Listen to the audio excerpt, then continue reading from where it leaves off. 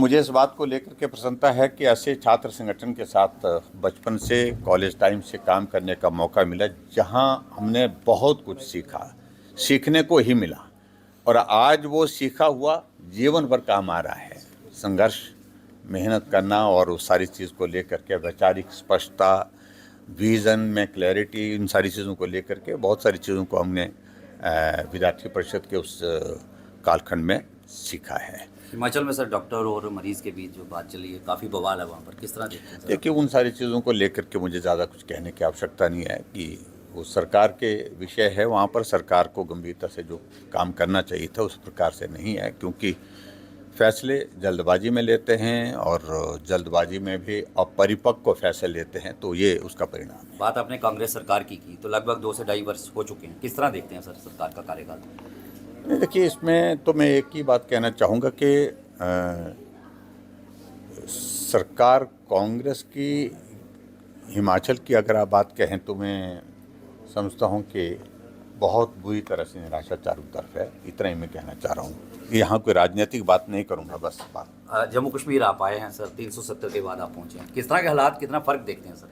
देखिए, मैं इस बात को लेकर के, मैं जम्मू कश्मीर में जब पहली बार, तो मैंने धारा 370 का जिक्र सुना था, लेकिन जब विद्यार्थी परिषद कार्यालय परेड ग्राउंड के उस भवन में गया तब छत पर जब मैंने देखा कि वहाँ सचिवालय का भवन सामने दिखता है और सामने दिखता है तो झंडा एक नहीं, मुझे 2 दिखे।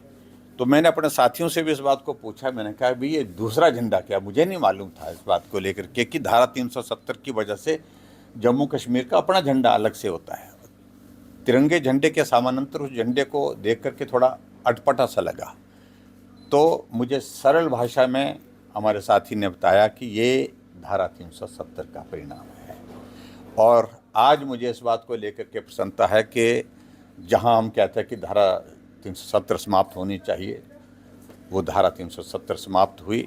आज पूरा भारत एक तिरंगे झंडे के नीचे कश्मीर से कन्याकुमारी तक खड़ा है और स्वाभाविक रूप से ये हमारे लिए प्रसन्नता का विषय है। और दूसरा विषय जो आज यहाँ कठुआ में आकर के डॉक्टर श्यामा प्रसाद मुखर्जी जी के चरणों में पुष्पांजलि करने का मौका मिला, यहाँ ये भी एक बहुत बड़ा, ये भी हमारे वैचारिक एक बहुत बड़ा एक संघर्ष रहा है कि लगातार इस बात को मांग करते रहे कि जब जम्मू कश्मीर भारत का राज्य बन गया तो यहाँ परमिट की जो व्यवस्था जो कांग्रेस की सरकार में जो शुरू रखी थी तो उसको समाप्त करना चाहिए, लेकिन नहीं सुना गया। लोकसभा में उठाया उनने, नहीं सुना गया, बाहर उठाया, नहीं सुना गया, नहीं माना गया। अंततः गत्वा उन्होंने कहा कि मैं स्वयं जम्मू कश्मीर की धरती में बिना परमिट के प्रवेश होऊंगा और डॉक्टर श्यामा प्रसाद मुखर्जी जी ने यात्रा शुरू की। लखनपुर का पुल क्रॉस करने के बाद जैसे जम्मू कश्मीर की सीमा में वो आए,